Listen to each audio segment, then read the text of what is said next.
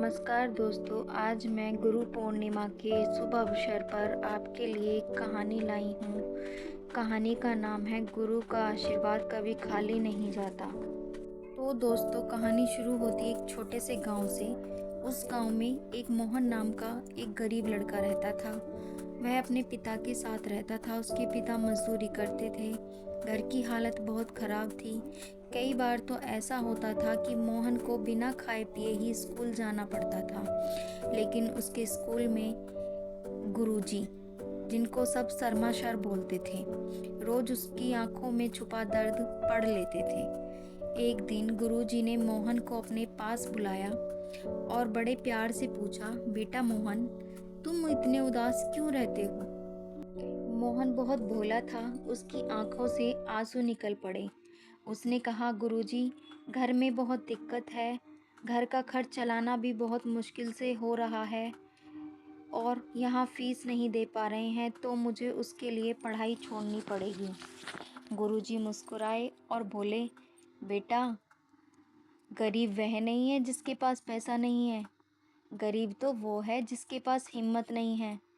मैं तुम्हें पढ़ाऊंगा, बस तुम हिम्मत मत छोड़ना। उस दिन से गुरुजी ने अपनी जेब से उसकी किताबें खरीदनी शुरू कर दी और उसकी फ़ीस भी भर दी और उसे स्कूल के बाद और भी देर तक पढ़ाने लगे। कई साल बीत गए। मोहन ने कड़ी मेहनत की और गुरुजी की लगन और मेहनत और मोहन की हिम्मत और मेहनत दोनों ही रंग लाईं और उसने आईएएस का एग्ज़ाम भी क्लियर कर लिया और आईएएस अधिकारी बन गया। गुरु पूर्णिमा का दिन था। पूरे ज़िले में उसका सम्मान हो रहा था।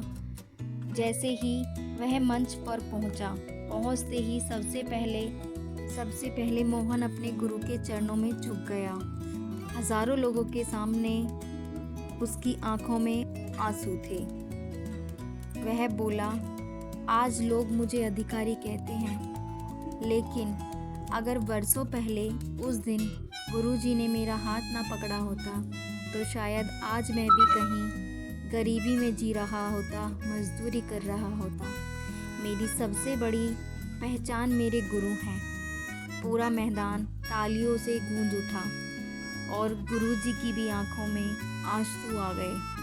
उन्होंने मोहन को अपने पैरों से उठाया और उसके सर पर हाथ रखकर कहा कि बेटा, मेरे जीवन की सबसे बड़ी गुरु दक्षिणा तो यही है। ऐसा शिष्य पाकर मेरा सर आज गर्व से और भी ऊंचा हो गया। बेटा, तूने मेरा जीवन धन्य कर दिया। गुरु की ऐसी बातें सुनकर सभी की आंखों में आंसू आ गए। तो दोस्तों, इस कहानी से हमें यही शिक्षा मिलती है कि गुरु हमें केवल पढ़ाते नहीं हैं, हमारी किस्मत बदल देते हैं। इसीलिए गुरु पूर्णिमा पर अपने गुरु को प्रणाम करना मत भूलिएगा। अगर आप भी अपने गुरु का सम्मान करते हैं तो एक बार कमेंट में ज़रूर लिखिएगा, मेरे गुरु को सत सत नमन, सत प्रणाम। गुरु पूर्णिमा की आप सभी को हार्दिक शुभकामनाएं।